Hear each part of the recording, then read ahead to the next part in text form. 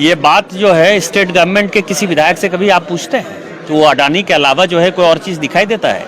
अडानी बोल लेके नहीं आए ना, अडानी मैं लेके आया, भारतीय जनता पार्टी की सरकार लेके आई।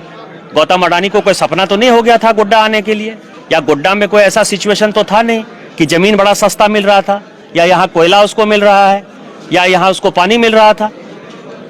अडानी यदि आया होगा तो अडानी को कोई दबाव डाल के लाया होगा ना। तो मुझे तो फक्र है और मैं बड़े गर्व के साथ ये कहता हूं कि गौतम अडानी को मैंने इंसिस्ट किया यहाँ आने के लिए। लेकिन इस अडानी के अलावा यदि आपको दूसरे पार्टी के विधायक कुछ और करते हुए नजर आए तो फिर आप मुझे बताइए। तो आप लोगों को ये देखना चाहिए कि यहाँ के जो विधायक हैं, अमित मंडल जी को छोड़ दीजिए, क्योंकि जो कुछ काम हो रहा है गोड्डा में हो रहा है, इसके अलावा कहाँ काम हो रहा है इसको पूछना चाहिए। और आप क्या क्या काम कर रहे हैं? अब तो मैंने देखा है कि अमित मंडल जी यदि ये रोड सरकंडा वाला पूरा का पूरा जो बाईपास है वो अमित मंडल जी के विधानसभा में एक विधायक कहता है हम ही कर लिया। अरे अपना पोड़ैया हाट विधानसभा देखो ना, तुमको गोड्डा विधानसभा में राज्य सरकार से तुम ही काम करा देते हो। अभी ये रोड बनने वाला है कनवारा वाला जो चांदनी चौक तक जाएगा, उसके लिए भी कह रहा है कि हमने कर दिया।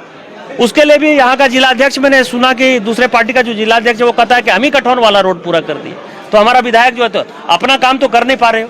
तो इन लोगों को अपना कोई काम नहीं करना है ये सरकार, और जिस तरह से ये तोड़फोड़ कर रहा है मुख्यमंत्री के प्रवास के नाम पर, मैं प्रशासन को चेतावनी देना चाहता हूं कि प्रशासन हमेशा एक जगह नहीं होता है। ये जितने अधिकारी गलत काम कर रहे हैं सबको चिन्हित करेंगे और भारतीय जनता पार्टी की सरकार जब आएगी तो इनके ऊपर कार्रवाई करेंगे। 3 राज्यों में चुनाव का परिणाम आया है, एमसीडी, हिमाचल प्रदेश और गुजरात चुनाव पर 27 साल से गुजरात में भारतीय जनता पार्टी का शासन है और उसके बाद 53% वोट लाना, इससे बड़ा ऐतिहासिक कोई काम हो सकता है? 56 इंच सीना अकेले एक आदमी का है, तो इसीलिए 156 सीट जो है भारतीय जनता पार्टी को मिली है।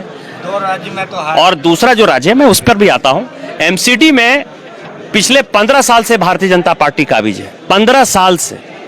और एमसीडी के बारे में जो छोटी छोटी समस्याएं हैं, किसी को रोड का, किसी को नाली का, किसी को घर बनाने का, आपको पता है कि सभी दुखी रहते हैं। उस दुखी होने के बावजूद भी यदि भारतीय जनता पार्टी 104 सीट जीत कर आई तो अपने आप में भारतीय जनता पार्टी को बधाई और धन्यवाद देना चाहिए कि उसका वोट बैंक जहां था वो वोट बैंक बढ़ा ही है, उसे कम नहीं हुआ है। जहां तक हिमाचल का सवाल है, हिमाचल में यदि वोट परसेंटेज आप देखेंगे तो केवल 1% वोट का फर्क है, और 1% वोट के फर्क से वो उतनी सीटों का फर्क नजर आ गया है। और दूसरा जो उसमें लगा हमको कि छोटा राज्य होने के कारण कुछ रेबल जो थे भारतीय जनता पार्टी के, उन्होंने भी 8-10 जगह जो है भारतीय जनता पार्टी को हराने का काम किया। वो इंट्रोस्पेक्शन का काम है, लेकिन लोग जो है माननीय मोदी जी को ही नेता मानते हैं। और माननीय मोदी जी के नाम पर मैं आज आपको कह रहा हूं, और आप चैनल में सारे चैनल वालों से आग्रह है कि मेरे इस बाइट को रखिएगा कि जब 2024 का लोकसभा चुनाव होगा तो भारतीय जनता पार्टी अपने अकेले दम पर 350 सीट जीते। राज्य सरकार को धर्मांतरण करना है और बांग्लादेशी घुसपैठियों को बढ़ाकर यहाँ केवल और केवल वोट बैंक की राजनीति करना है।